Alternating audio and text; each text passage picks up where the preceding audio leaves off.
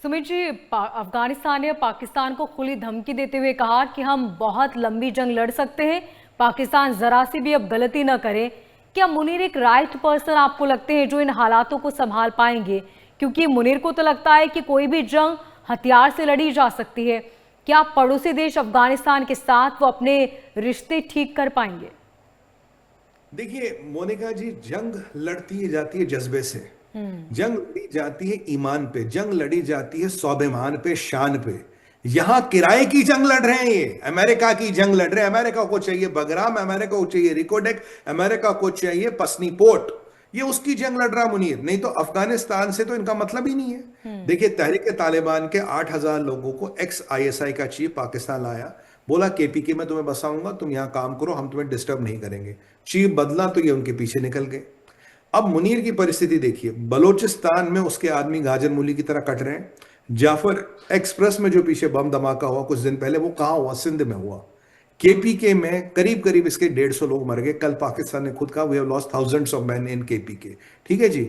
यहां पे तहरीक लबीक ने इनकी लाहौर में हवा टाइट कर रखी, 5 पाकिस्तानी वहां मरे।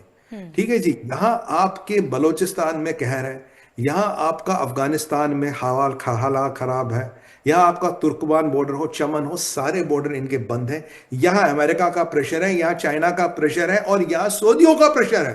कह रहे भैया किन पे हमने पैसे लगा दिए। तो ऐसे में इकोनॉमी की हालत खराब है। आपका 40% जीडीपी केवल इंटरेस्ट का पैसा देने में जाएगा, ब्याज भरने में जाएगा। आपकी पर कैपिटा इनकम $1,500 आ गई है। आपके पास जो अभी आपको करीब $36 बिलियन देने, आपके खजाने में 8 है, वो भी टोटल किराए का पैसा, अपनी दमड़ी नहीं है उसमें। तो ऐसे में इस फील्ड मार्शल की फील्ड इकोनॉमी और फील्ड हथियारों को लेके क्या करेगा? मोनिका जी, कहने की जरूरत नहीं है। चाइना का हथियार है, चले तो चांद तक, नहीं तो रात तक। चाइना खुद रशिया के हथियार यूज करता है, रशिया से इंपोर्ट हथियार करता है, पर इन जादियों को अपना बचा हो जो कचरा कबाड़ इनको देता है। चाइना के हथियारों पर जंगे जीती जाती है क्या? मुनीर ने पाकिस्तान की स्थिति बहुत विकट कर दी है। अब इंटरनल प्रेशर है, एक्सटर्नल प्रेशर है। सबको गोलियां दे के आया, सबको लॉलीपॉप दे के आया, सब कह रहे भैया डिलीवर करो। भाड़े तो तुमने बहुत के बड़े भैया किए, अब डिलीवरी पे क्या होगा? जहां डिलीवरी की बात होती है वहां मुनीर चारों खाने चित हो रहा है। और अब मुझे बताइए, ये क्या मतलब है? कौन ऐसा general field marshal so called, वो अपने कोर कमांडर को बुलाता है, आईएसआई वालों को बुलाता है, मिलिट्री, कहता है ये तुम्हारा इंटेलिजेंस फेलियर है, तुम क्या कर रहे हो, मुझे इसकी रिपोर्ट 7 दिन में, तो तुम बताओ ना इनको क्या करना है।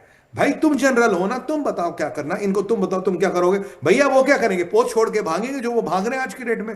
भाई तनख्वाह नहीं मिलती पाकिस्तान के फौजी को, गोलियां नहीं मिलती, राशन नहीं मिलता, वो तो पोस्ट छोड़ के भागेगा। और विडंबना देखिए मोनिका जी, जब बेचारा मरेगा तो शहादत भी नहीं मिलती, शहीद का दर्जा भी नहीं मिलता, शहीद की पेंशन भी नहीं मिलती, लाशों को बेनाम खबरों में गाड़ के कहानी खत्म कर दी जाती। ये है पाकिस्तान, बिल्कुल। ये है मुनीर, ये है पेड़ जहाज जिसे मैं कहता हूं। ऐसे परिप्रेक्ष्य में आप क्या संभावना का, आप क्या अपेक्षा करते हैं? क्या करेगा मुनीर? मुनीर पाकिस्तान का फ्रैंकेस्टीन है। मैं आपको कह रहा हूं, is Osama bin Laden in uniform. मैं आपको शुरू से कह रहा था, ये उसामा बिन लादेन है जो यूनिफॉर्म में, इसके अलावा ये कुछ भी नहीं है। इस आदमी ने पाकिस्तान की डूबती हुई नैया को बिल्कुल समुंदर के किनारे पे रख के मानना है। अरे एक बात बताओ, अगर नाव टूटी हुई हो भैया, तो समंदर में उतारा नहीं करते, दरिया का भी वो बहाव सहले, बहुत बड़ी बात बिल्कुल। है। टूटी हुई नाव को लेकर समंदर में तुम क्या रेस करने चले हो? मुनीर अपनी औकात देख। हाफिज कुरान बनने से तो कोई बहुत बड़ा आलिम या कोई बहुत बड़ा साइंसदान नहीं हो सकता आपको कुरान की बहुत नॉलेज हो, बट प्रैक्टिकलिटी में अगर आप देखो, you are a field marshal. अभी तुम्हारी हालत अफगानियों ने ये कर दी। मैं तो सोच रहा हूं, अगर भारत ने पोल पट्टी खोल दी, हमने ऑपरेशन सिंदूर में क्या क्या कर दिया जो हम धीरे धीरे खोल रहे हैं। अरे मुनीर, तू तो अपनी शक्ल शीशे में देखने लायक नहीं रहेगा। अपनी शक्ल से तुझे नफरत होगी, मन करेगा सूखे कुएं में कूद के खुदकशी कर लो। तुम्हारी हालत तो वो है मुनीर, ये तुम्हारी औकात है। आप बताइए, तालिबानियों के हाथ ऐसी करारी हार और पूरी तैयारी के साथ अटैक करने जाते हैं। पाकिस्तान के गाजी ये करेंगे गजवाए हिंद, ये करेंगे हिंदुस्तान पे कब्जा। अरे भैया काबुल ढूंढ लो, पहले काबुल पे कब्जा कर लेना, फिर कश्मीर ले लेना। औकात हो तो फिर बात कर लेना।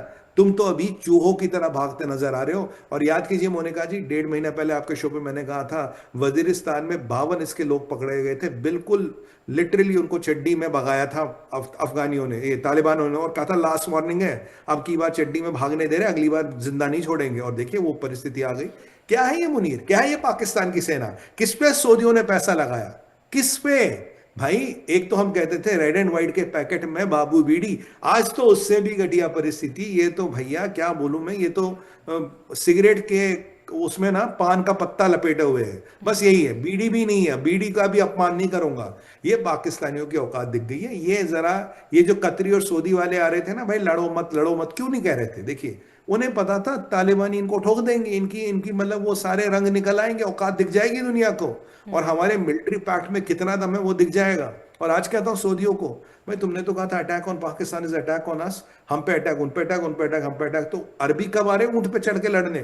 तो आओ भाई, आ जाओ ऊंट पे चढ़ के, आ जाओ अफगानिस्तान में लड़ो पठानों से।